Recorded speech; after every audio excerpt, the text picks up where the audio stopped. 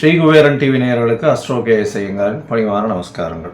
2026 புது வருட ஆங்கில புத்தாண்டு பலன்கள். முதல்ல எல்லோருக்கும் என்னுடைய ஆங்கில புத்தாண்டு நல்வாழ்த்துக்கள். என்னுடைய சப்ஸ்கிரைபர்ஸ், என்னை ஃபாலோ பண்ணுறவங்க எல்லாருக்குமே உங்களுக்கு வாழ்த்துக்கள். சரி, இந்த 2026 புது வருஷம், எதனால் நம்ம இதை புது வருஷம்னு சொல்கிறோம் அப்படின்னா, ஃபினான்ஷியல் நியூ இயர் அப்படின்னு சொல்லக்கூடியது, அதாவது உலகம் மொத்தமே கடைபிடிக்கக்கூடிய கேலண்டர் இயர்னு சொல்லக்கூடிய 2026 வருடம் ஜனவரி மாதம் 1ஆம் தேதி அதிகாலை 00 hours அப்படின்னு சொல்லக்கூடிய விஷயத்தை இந்த வருஷம் மார்கழி மாதம் 16ஆம் தேதி பிறகுறது. இந்த வருஷம் பார்த்தாலேயானால் நட்சத்திரம்னு பார்க்கும்போது ரோகிணி 1ஆம் பாதம், ரோகிணி நட்சத்திரத்தில் சந்திரன் உச்சம் பெற்ற நிலையில் பிறக்கக்கூடிய காலகட்டமாக அமைகிறது. இந்த வருஷத்தினுடைய பலன்கள் எப்படி இருக்கும் அப்படின்றது ஒரு ராசியாகவும் பார்க்கலாம். கடக ராசி நேயர்கள், அதாவது புனர்பூசம், பூசம், ஆயில்யம், இந்த 3 நட்சத்திரம் 9 பாதங்களை கொண்ட ராசி. ராசியின் அதிபதினு சொல்லக்கூடியவர் அதிவேகமாக செல்லக்கூடிய சந்திர பகவான்.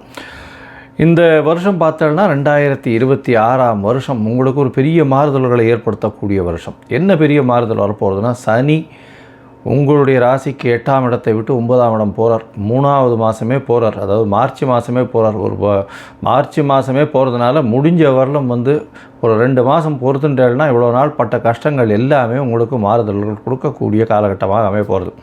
பெரிய ரிலீஃப் லைஃப்பில். ஏன்னா கிட்டத்தட்ட ஒரு 2-2.5 வருஷமாக 2023 டிசம்பர்லேருந்தே ரொம்ப கஷ்டத்தில் இருக்கா.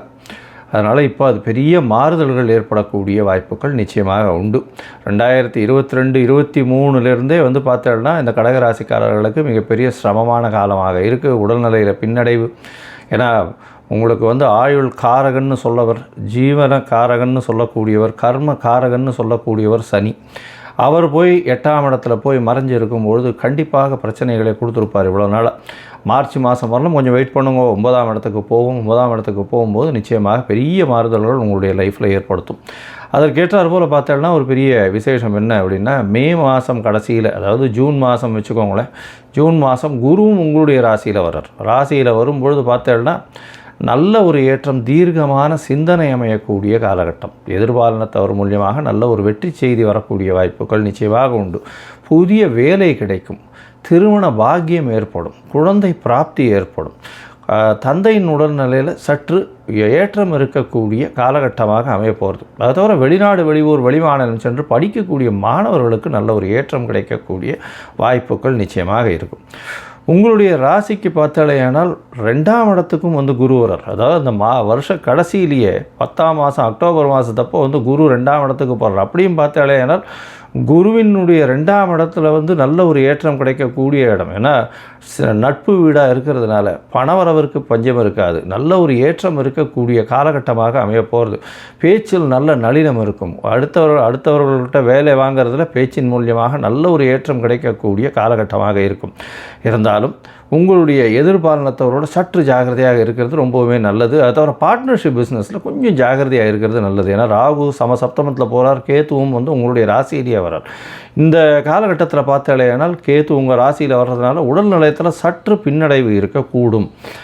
இருந்தாலும் அது கொஞ்சம் நிச்சயமாக மாற்றங்களை ஏற்படுத்தக்கூடும். 7ஆம் இடத்துல ராகு இருக்கிறதுனால பார்ட்னர்ஷிப் பிஸ்னஸில் அதிகமான முதலீடுகள் தேவைப்படும். அதாவது பார்ட்னர் உங்களுடைய வேகமாக செயல்படக்கூடிய காலகட்டமாக இருக்கும். எடுத்த காரியங்கள் எல்லாத்தையும் சீக்கிரமாகவே பண்ணணும் அப்படின்ற ஒரு வேகத்தோடு போகக்கூடிய காலகட்டமாக இருக்கும்.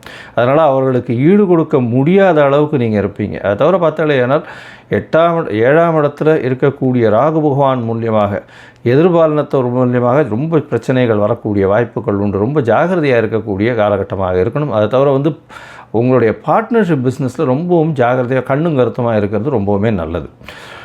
மொத்தத்தில் பார்க்கும்பொழுது இந்த கடகராசிக்காரர்களுக்கு மிகப்பெரிய ஏற்றமான காலம். சனி, அஷ்டம சனி நீங்கிறது, அது 9ஆம் இடத்துக்கு சனி பகவான் போகிறது ஒரு பெரிய ஏற்றத்தை கொடுக்கக்கூடிய காலகட்டமாக அமைய போகிறது. அது தவிர உங்களுடைய ராசியிலேயே குரு பகவான் வர்றதுனால திருமணத்திற்கான உகந்த காலம் அப்படின்னு சொல்லணும்.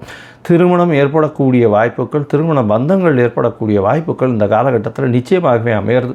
திருமண பந்தங்கள் இவ்வளவு நாளாக பார்த்துட்டு இருந்தது, இப்போ பார்த்தோம்னா இந்த 6 மாதத்துக்குள்ளே கல்யாணம் குதிந்து நிச்சயமாக உங்களுக்கு வீட்டுக்கு, அதாவது மாப்பிள்ளையோ அதாவது பொண்ணுக்கு பார்த்துன்றவங்களுக்கு மாப்பிள்ளையோ மணமகனுக்கு பார்த்து கொண்டிருப்பவர்களுக்கு மணப்பெண்ணும் நிச்சயமாக வரக்கூடிய வாய்ப்புகள் மிகவும் அதிகம்.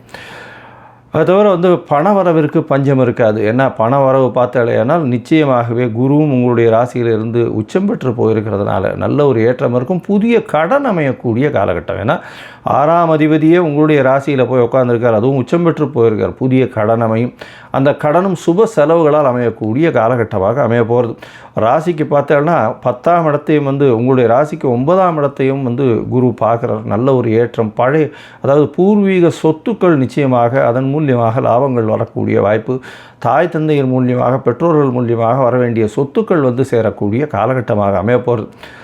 இந்த காலகட்டத்தில் பார்த்தலையானால் படிக்கக்கூடிய மாணவர்களுக்கு பெரிய ஏற்றம். எடுத்த காரியங்கள் நிறைவேறும். புதிய வேலை அமையக்கூடிய வாய்ப்புகள் நிச்சயமாக உண்டு. கடகராசிக்காரர்கள் அரசியல் பிரமுகர்களுக்கு நல்ல ஒரு ஏற்றமான காலம். இருப்பினும் மே மாதத்திற்கு மேலே சற்று உடல் உழைப்பு அதிகமாகக்கூடிய காலம். எடுத்த முடிவுகள் நல்ல ஒரு ஏற்றம் கொடுக்கக்கூடிய காலகட்டமாக அமைய போகிறது. இந்த காலகட்டத்தில் இது பால் வியாபாரம் பண்ணுறவங்க, தண்ணீர் வியாபாரம் பண்ணுறவங்க, பயிர் அந்த மாதிரியான விஷயங்கள், அது தவிர காய்கறி வியாபாரம் பண்ணுறவங்க, ஆட்டோ ஓட்டுநர்கள், வேகமாக செல்லக்கூடிய வண்டி வாகனங்கள் ஓட்டுபவர்கள், துரித உணவகங்கள் இதெல்லாம் வச்சுருக்கிறவங்கள்லாம் ரொம்பவும் ஏற்றம் கிடைக்கக்கூடிய காலகட்டமாக இந்த வருஷம் ரொம்பவுமே ஜாக்வாட்டில் இருக்க போகிறாங்க. எடுத்த எல்லாமே இன்வெஸ்ட்மெண்ட் எல்லாமே டபுள் ட்ரிப்பிளாகி அவங்களுக்கு இது ப்ராஃபிட் வரக்கூடிய வாய்ப்புகளாக இந்த காலகட்டத்தில் அமைய போகிறது. இந்த காலகட்டத்தில் பார்த்தாலேனால் சந்திரமௌலீஸ்வரர் கோவிலுக்கு போயிட்டு வாங்க. பௌர்ணமிக்கு பௌர்ணமி உங்களால் முடிஞ்சது வெள்ளை நிற ஒரு ஆடை தானம் கொடுத்துட்டு வாங்க. அதாவது சந்திரமௌலீஸ்வரர் கோயிலுக்கு போயிட்டு வாங்க. வெள்ளை நிற ஆடை, வெள்ளை நிற வேஷ்டி அருகில் இருக்கக்கூடிய கோவில் அர்ச்சகருக்கு தானம் கொடுங்க. பௌர்ணமிக்கு பௌர்ணமி அது ஒரு பெரிய ஏற்றத்தையும் மாற்றத்தையும் உங்கள் வாழ்வில் நிச்சயமாக கொடுக்கும். ஸ்ரீ குபேரன் டிவியை பார்த்தமைக்கு நன்றிகள். மேலும் இது போன்ற தகவல்களை தெரிந்து கொள்ள ஸ்ரீ குபேரன் டிவியை சப்ஸ்கிரைப் செய்யுங்கள். மறக்காமல் பெல் ஐக்கானை கிளிக் செய்யுங்கள்.